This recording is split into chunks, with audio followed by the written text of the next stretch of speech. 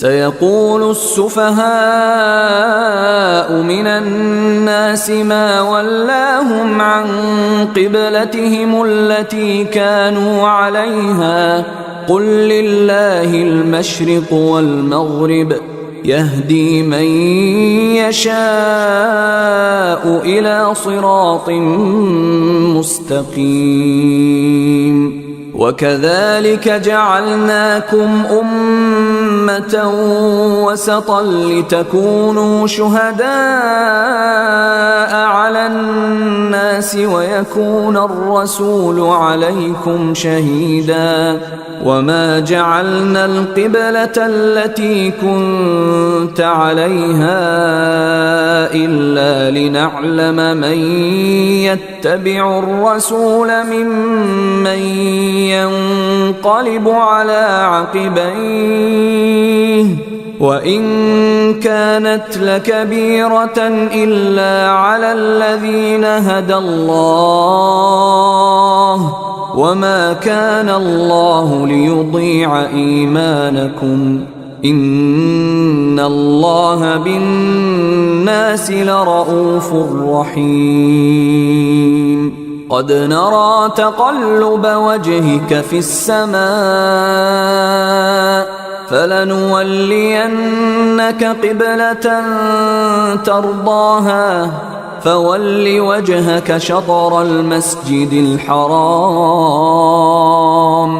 وحيث ما كنتم فولوا وجوهكم شطره وإن الذين أوتوا الكتاب ليعلمون أنه الحق من ربهم وما الله بغافل عما يعملون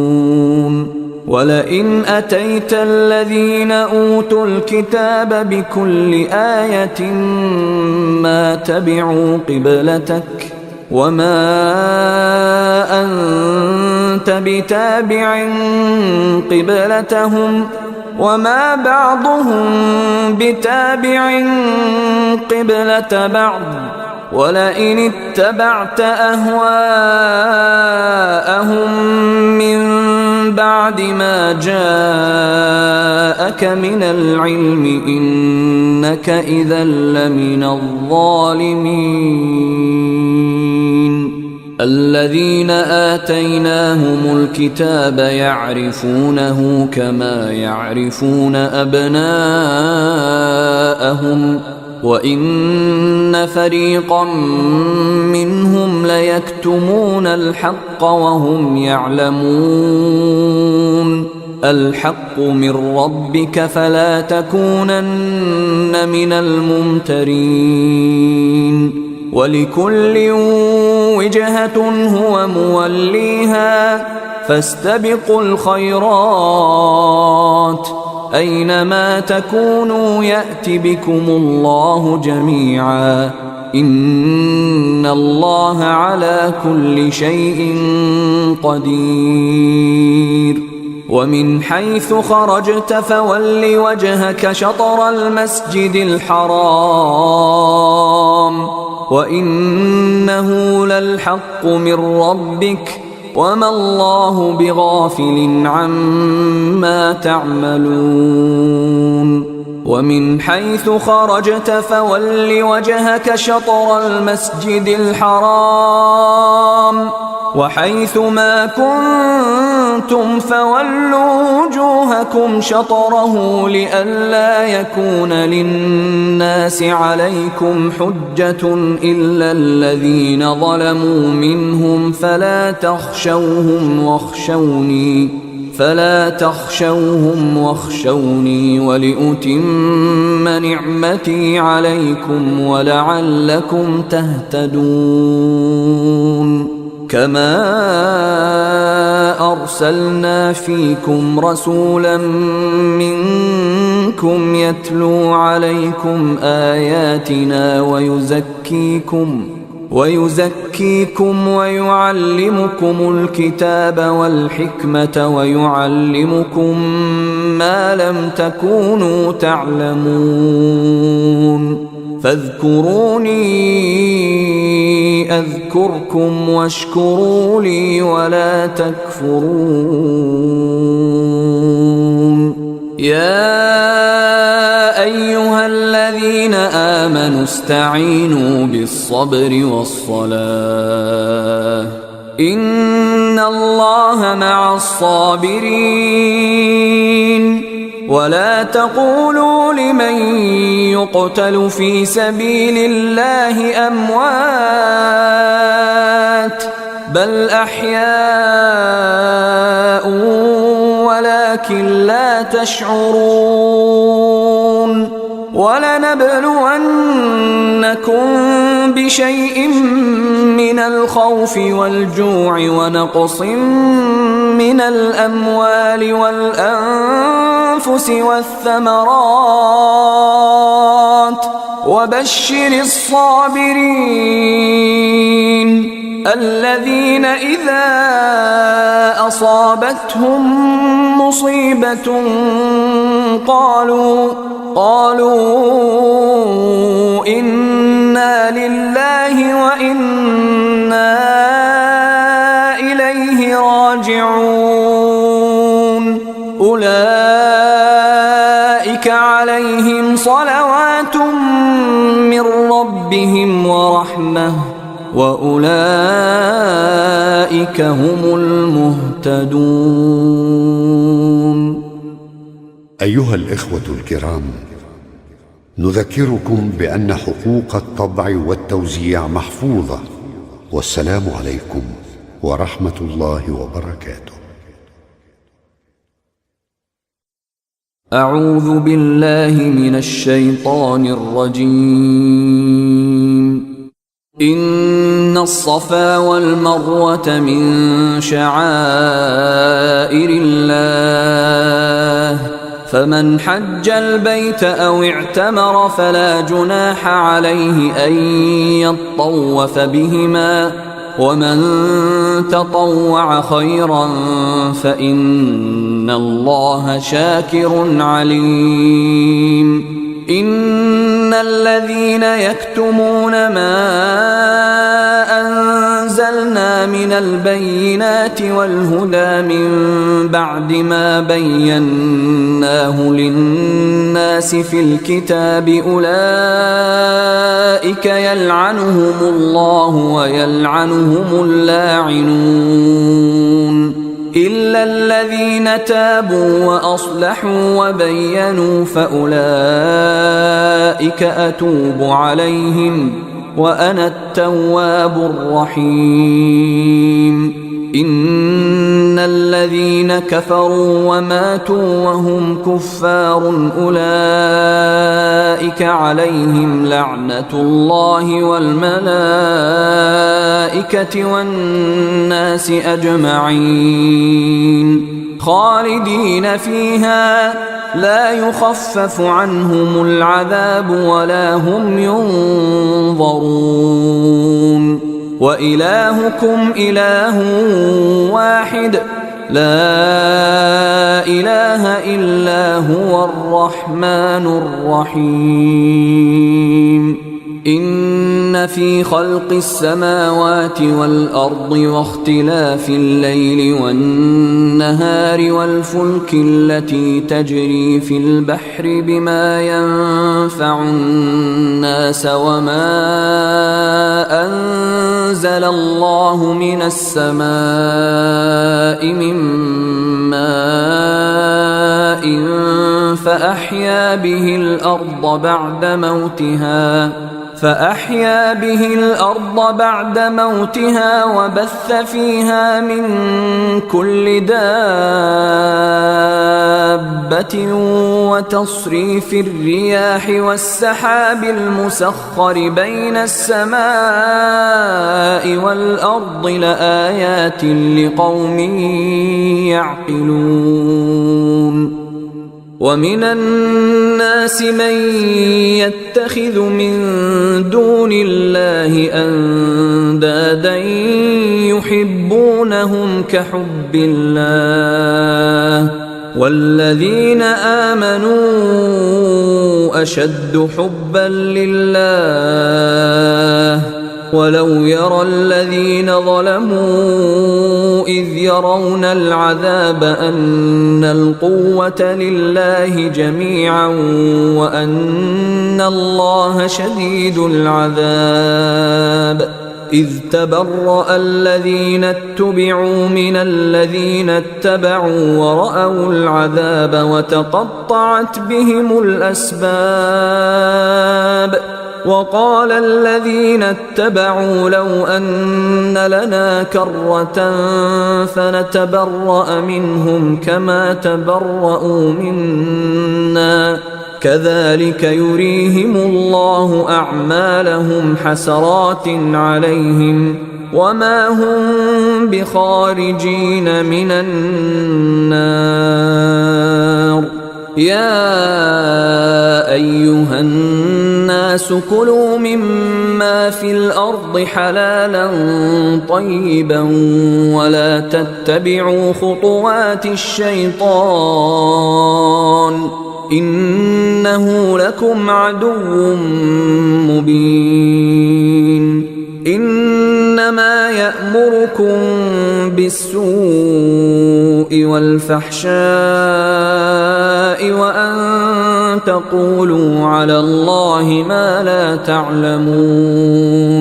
وإذا قيل لهم اتبعوا ما أنزل الله قالوا بل نتبع ما ألفينا عليه آباءنا أولو كان آباؤهم لا يعقلون شيئا ولا يهتدون ومثل الذين كفروا كمثل الذي ينعق بما لا يسمع إلا دعاء ونداء صم بكم عمي فهم لا يعقلون يا أيها الذين آمنوا كلوا من طيبات ما رزقناكم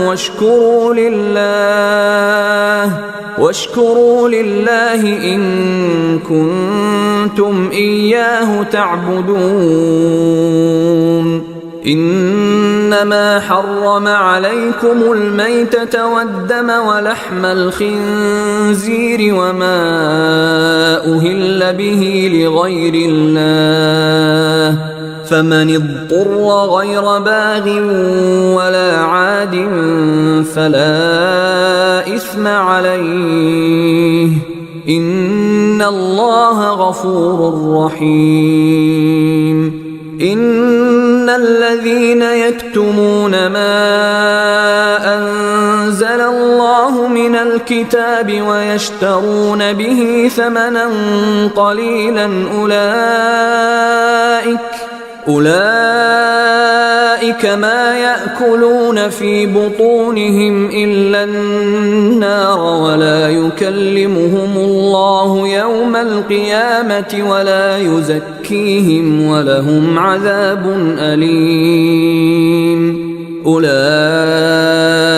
الذين اشتروا الضلالة بالهدى والعذاب بالمغفرة فما أصبرهم على النار ذلك بأن الله نزل الكتاب بالحق وإن الذين اختلفوا في الكتاب لفي شقاق بعيد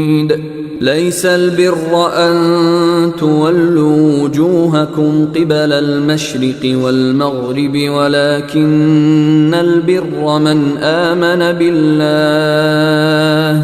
ولكن البر من آمن بالله واليوم الآخر والملائكة والكتاب والنبيين وآتى المال على حبه وآتى المال على حبه ذوي القربى واليتامى والمساكين وابن السبيل والسائلين وفي الرقاب وأقام الصلاة وآتى الزكاة والموفون بعهدهم إذا عاهدوا والصابرين في البأساء والضراء وحين البأس أولئك الذين صدقوا وأولئك هم المتقون. يا أيها الذين آمنوا كتب عليكم القصاص في القتلى الحر بالحر والعبد بالعبد والأنثى بالأنثى فمن عفي له من أخيه شيء فاتباع بالمعروف وأداء إليه بإحسان ذلك تخفيف من ربكم ورحمة فمن اعتدى بعد ذلك فله عذاب أليم. ولكم في القصاص حياة يا أولي الألباب لعلكم تتقون. كتب عليكم إذا حضر أحدكم الموت إن ترك خيرا الوصية للوالدين والأقربين بالمعروف حقا على المتقين. فمن بدله بعدما سمعه فإنما إثمه على الذين يبدلونه إن الله سميع عليم. فمن خاف من موص جنفا أو إثما فأصلح بينهم فلا إثم عليه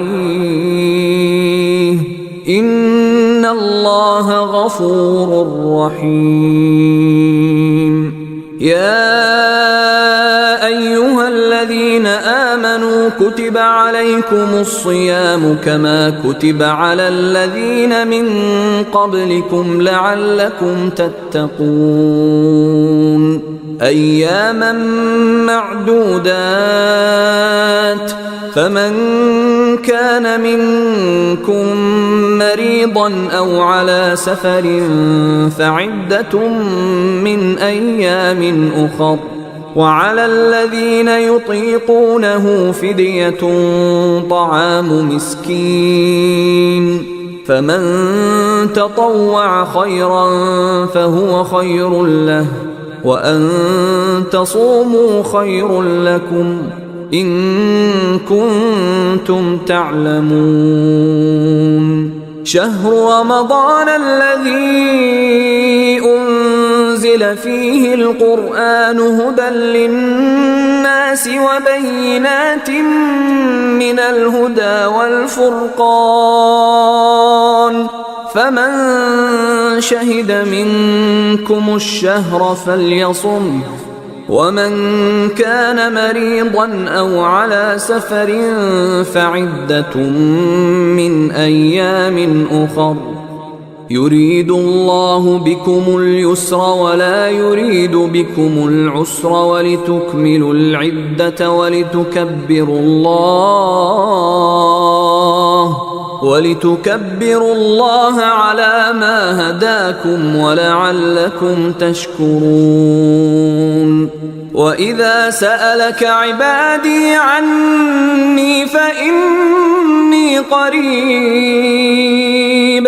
أجيب دعوة الداع إذا دعان فليستجيبوا لي وليؤمنوا بي لعلهم يرشدون. أحل لكم ليلة الصيام الرفث إلى نسائكم هن لباس لكم وأنتم لباس لهن علم الله أنكم كنتم تختانون أنفسكم فتاب عليكم وعفى عنكم، فالآن باشروهن وابتغوا ما كتب الله لكم، وكلوا واشربوا حتى يتبين لكم الخيط الأبيض من الخيط الأسود من الفجر، ثم أتموا الصيام إلى الليل، ولا تباشروهن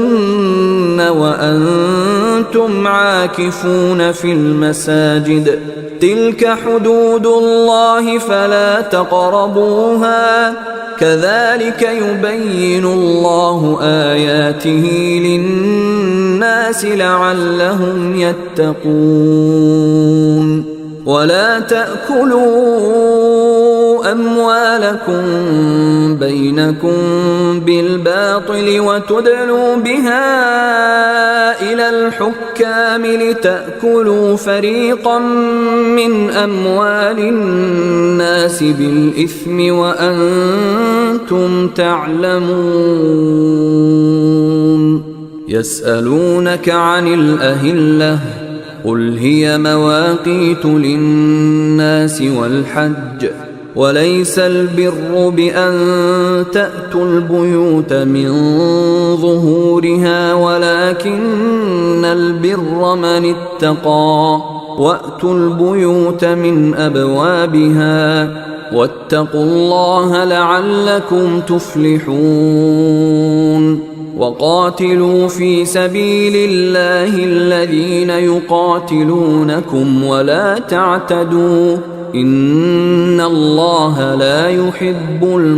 المعتدين. واقتلوهم حيث ثقفتموهم وأخرجوهم من حيث أخرجوكم، والفتنة أشد من القتل، ولا تقاتلوهم عند المسجد الحرام حتى يقاتلوكم فيه، فإن قاتلوكم فاقتلوهم، كذلك جزاء الكافرين. فإن انتهوا فإن الله غفور رحيم. وقاتلوهم حتى لا تكون فتنة ويكون الدين لله، فإن انتهوا فلا عدوان إلا على الظالمين. الشهر الحرام بالشهر الحرام والحرمات قصاص، فمن اعتدى عليكم فاعتدوا عليه بمثل ما اعتدى عليكم، واتقوا الله واعلموا أن الله مع المتقين. وأنفقوا في سبيل الله ولا تلقوا بأيديكم إلى التهلكة وأحسنوا إن الله يحب المحسنين. وأتموا الحج والعمرة لله، فإن أحصرتم فما استيسر من الهدي، ولا تحلقوا رؤوسكم حتى يبلغ الهدي محله، فمن كان منكم مريضا أو به أذى من رأسه ففدية من صيام أو صدقة أو نسك، فإذا أمنتم فمن تمتع بالعمرة إلى الحج فما استيسر من الهدي، فمن لم يجد فصيام 3 أيام في الحج و7 إذا رجعتم، تلك 10 كاملة، ذلك لمن لم يكن أهله حاضر المسجد الحرام. واتقوا الله واعلموا أن الله شديد العقاب. الحج أشهر معلومات فمن فرض فيهن الحج فلا رفث ولا فسوق ولا جدال في الحج وما تفعلوا من خير يعلمه الله وتزودوا فإن خير الزاد التقوى واتقون يا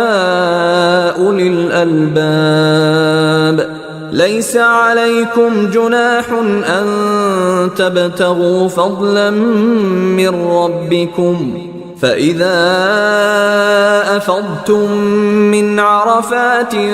فاذكروا الله عند المشعر الحرام واذكروه كما هداكم وإن كنتم من قبله لمن الضالين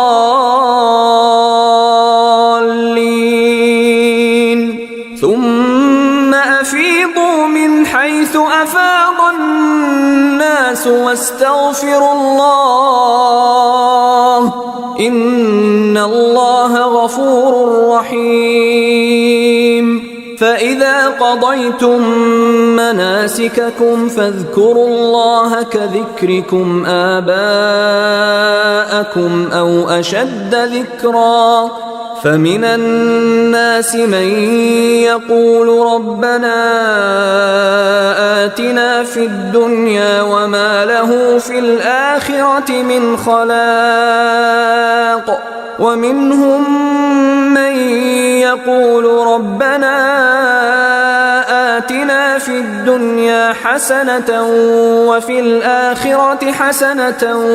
وقنا عذاب النار أولئك لهم نصيب مما كسبوا والله سريع الحساب واذكروا الله في أيام معدودات فمن تعجل في يومين فلا إثم عليه ومن تأخر فلا إثم عليه لمن اتقى واتقوا الله واعلموا أنكم إليه تحشرون ومن الناس من يعجبك قوله في الحياة الدنيا ويشهد الله على ما في قلبه وهو ألد الخصام وإذا تولى سعى في الأرض ليفسد فيها ويهلك الحرث والنسل والله لا يحب الفساد وإذا قيل له اتق الله أخذته العزة بالإثم فحسبه جهنم ولبئس المهاد ومن الناس من يشري نفسه ابتغاء مرضات الله والله رؤوف بالعباد يا أيها الذين آمنوا ادخلوا في السلم كافة ولا تتبعوا خطوات الشيطان إنه لكم عدو مبين فإن زللتم من بعد ما جاءتكم البينات فاعلموا أن الله عزيز حكيم هل ينظرون إلا أن يأتيهم الله في ظلل من الغمام والملائكة وقضي الأمر وإلى الله ترجع الأمور سل بني إسرائيل كم آتيناهم من آية بينة ومن يبدل نعمة الله من بعد ما جاءته فإن الله شديد العقاب زين للذين كفروا الحياة الدنيا ويسخرون من الذين آمنوا والذين اتقوا فوقهم يوم القيامة والله يرزق من يشاء بغير حساب كان الناس أمة واحدة فبعث الله النبيين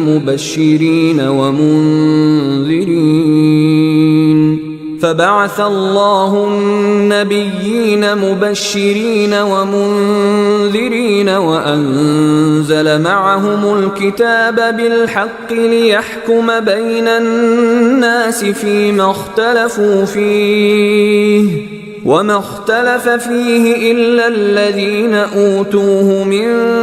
بعد ما جاءتهم البينات بغيا بينهم فهدى الله الذين آمنوا لما اختلفوا فيه من الحق بإذنه والله يهدي من يشاء إلى صراط مستقيم أم حسبتم أن تدخلوا الجنة ولما يأتكم مثل الذين خلوا من قبلكم مستهم البأساء والضراء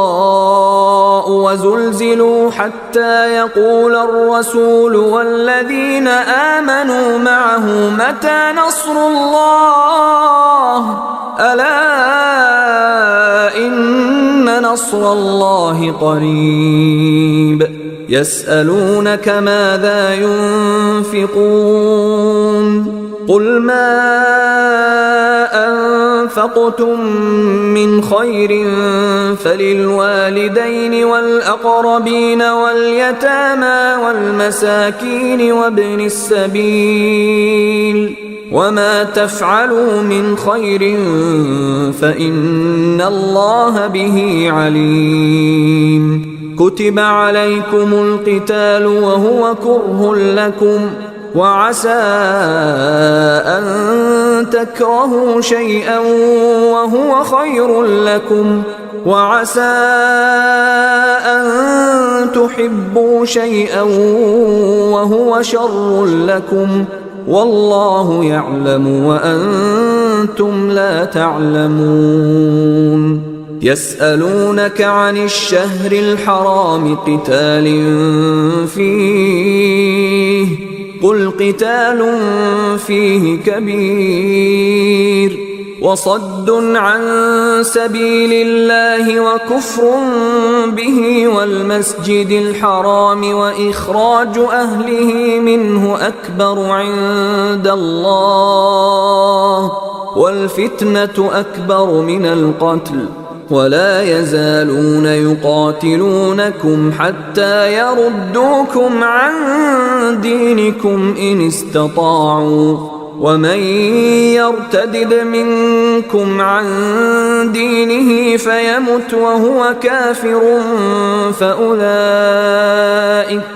فأولئك حبطت أعمالهم في الدنيا والآخرة وأولئك أصحاب النار هم فيها خالدون إن الذين آمنوا والذين هاجروا وجاهدوا في سبيل الله أولئك يرجون رحمة الله والله غفور رحيم يسألونك عن الخمر والميسر قل فيهما إثم كبير ومنافع للناس وإثمهما أكبر من نفعهما ويسألونك ماذا ينفقون قل العفو كذلك يبين الله لكم الآيات لعلكم تتفكرون في الدنيا والآخرة. ويسألونك عن اليتامى قل إصلاح لهم خير وإن تخالطوهم فإخوانكم والله يعلم المفسد من المصلح ولو شاء الله لأعنتكم إن الله عزيز حكيم. ولا تنكحوا المشركات حتى يؤمنن ولأمة مؤمنة خير من مشركة ولو أعجبتكم ولا تنكحوا المشركين حتى يؤمنوا ولعبد مؤمن خير من مشرك ولو أعجبكم أولئك يدعون إلى النار والله يدعو إلى الجنة والمغفرة بإذنه ويبين آياته للناس لعلهم يتذكرون. ويسألونك عن المحيض قل هو أذى فاعتزلوا النساء في المحيض ولا تقربوهن حتى يطهرن فإذا تطهرن فأتوهن من حيث أمركم الله إن الله يحب التوابين ويحب المتطهرين. نساؤكم حرث لكم فأتوا حرثكم أنى شئتم وقدموا لأنفسكم واتقوا الله واعلموا أنكم ملاقوه وبشر المؤمنين. ولا تجعلوا الله عرضة لأيمانكم أن تبروا وتتقوا وتصلحوا بين الناس والله سميع عليم. لا يؤاخذكم الله باللغو في أيمانكم ولكن يؤاخذكم بما كسبت قلوبكم والله غفور حليم. للذين يؤلون من نسائهم تربص 4 أشهر فإن فاءوا فإن الله غفور رحيم وإن عزموا الطلاق فإن الله سميع عليم. والمطلقات يتربصن بأنفسهن 3 قروء ولا يحل لهن أن يكتمن ما خلق الله في أرحامهن إن كن يؤمن بالله واليوم الآخر وبعولتهن أحق بردهن في ذلك إن أرادوا إصلاحا ولهن مثل الذي عليهن بالمعروف وللرجال عليهن درجة والله عزيز حكيم. الطلاق 2 فإمساك بمعروف أو تسريح بإحسان ولا يحل لكم أن تأخذوا مما آتيتموهن شيئا إلا أن يخافا ألا يقيما حدود الله، فإن خفتم ألا يقيما حدود الله فلا جناح عليهما فيما افتدت به، تلك حدود الله فلا تعتدوها، ومن يتعد حدود الله فأولئك هم الظالمون. فإن طلقها فلا تحل له من بعد حتى تنكح زوجا غيره، فإن طلقها فلا جناح عليهما أن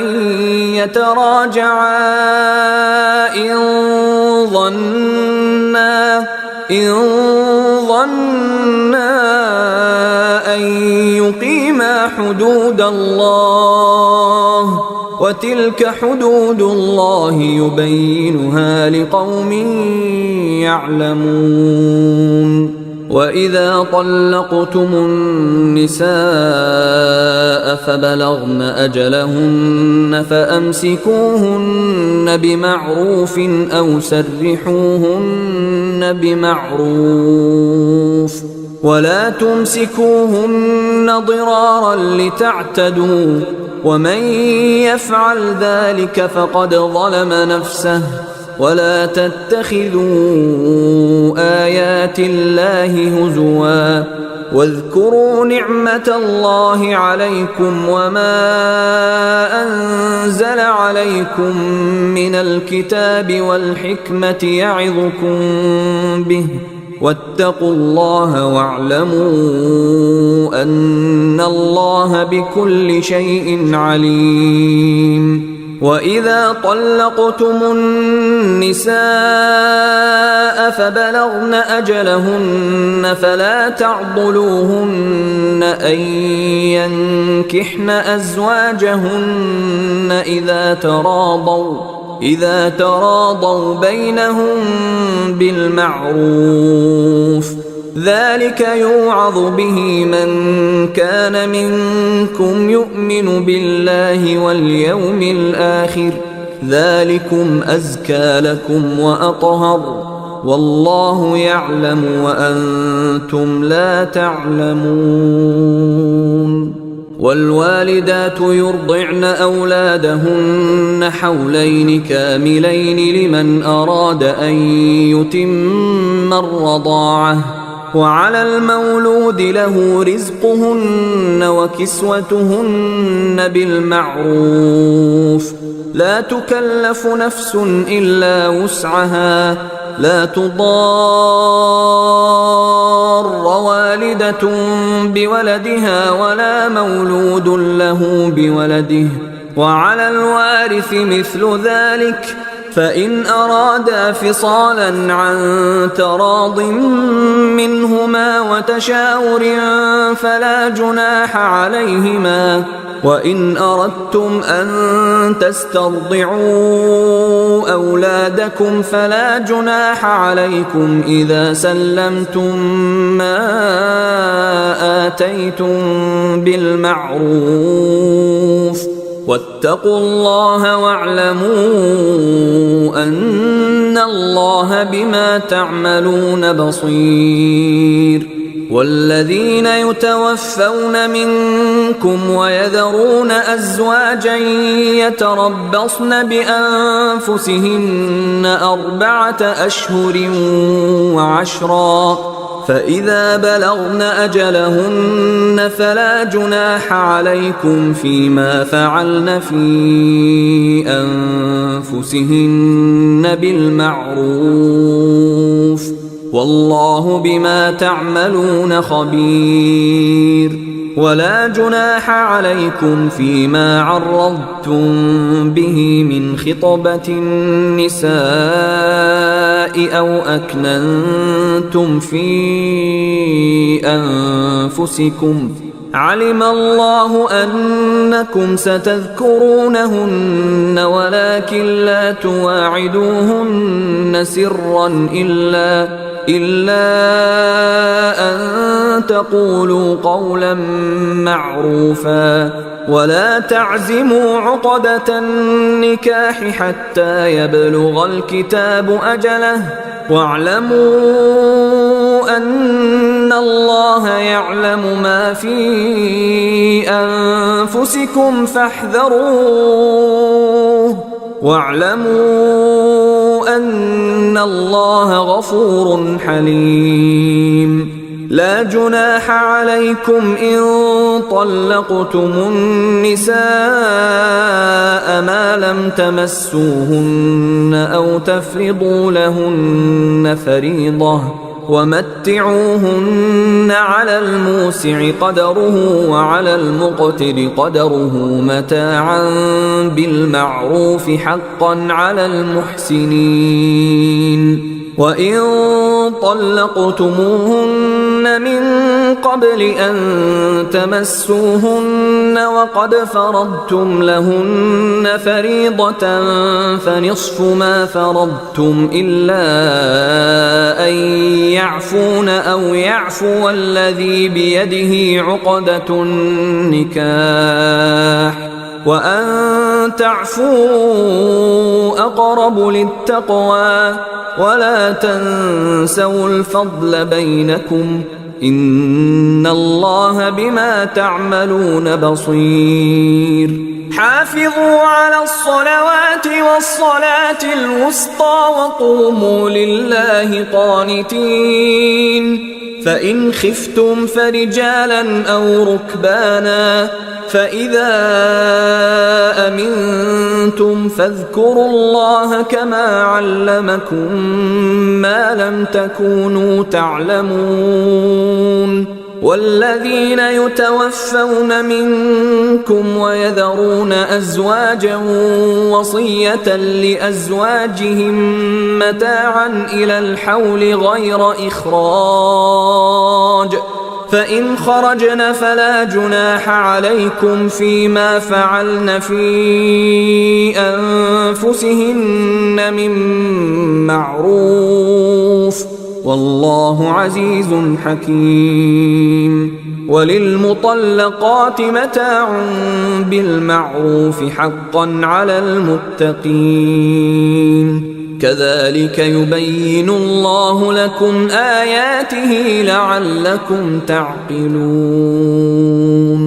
ألم تر إلى الذين خرجوا من ديارهم وهم ألوف حذر الموت فقال لهم الله موتوا ثم أحياهم إن الله لذو فضل على الناس ولكن أكثر الناس لا يشكرون وقاتلوا في سبيل الله واعلموا أن الله سميع عليم من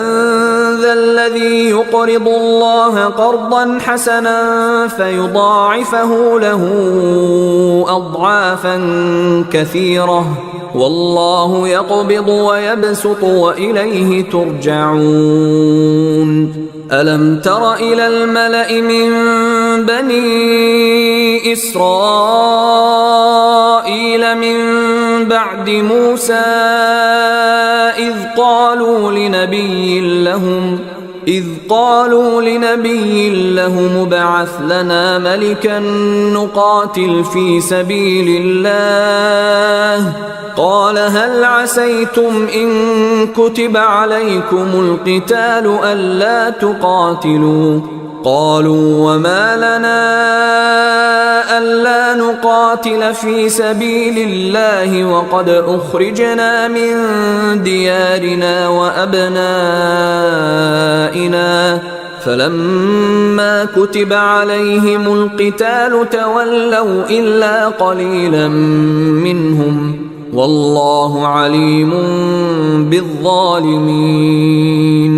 وقال لهم نبيهم إن الله قد بعث لكم طالوت ملكا قالوا أنى يكون له الملك علينا ونحن أحق بالملك منه ولم يؤت سعة من المال. قال إن الله اصطفاه عليكم وزاده بسطة في العلم والجسم والله يؤتي ملكه من يشاء والله واسع عليم. وقال لهم نبيهم إن آية ملكه أن يأتيكم التابوت فيه سكينة من ربكم وبقية مما ترك آل موسى وآل هارون تحمله الملائكة إن في ذلك لآية لكم إن كنتم مؤمنين. فلما فصل طالوت بالجنود قال إن الله مبتليكم بنهر فمن شرب منه فليس مني ومن لم يطعمه فإنه مني إلا من اغترف غرفة بيده فشربوا منه إلا قليلا منهم. فلما جاوزه هو والذين آمنوا معه قالوا لا طاقة لنا اليوم بجالوت وجنوده. قال الذين يظنون أنهم ملاقو الله كم من فئة قليلة غلبت فئة كثيرة بإذن الله والله مع الصابرين. ولما برزوا لجالوت وجنوده قالوا ربنا أفرغ علينا صبرا وثبت أقدامنا وانصرنا على القوم الكافرين. فهزموهم بإذن الله وقتل داود جالوت وآتاه الله الملك والحكمة وعلمه مما يشاء ولولا دفع الله الناس بعضهم ببعض لفسدت الأرض ولكن الله ذو فضل على العالمين. تلك آيات الله نتلوها عليك بالحق وإنك لمن المرسلين.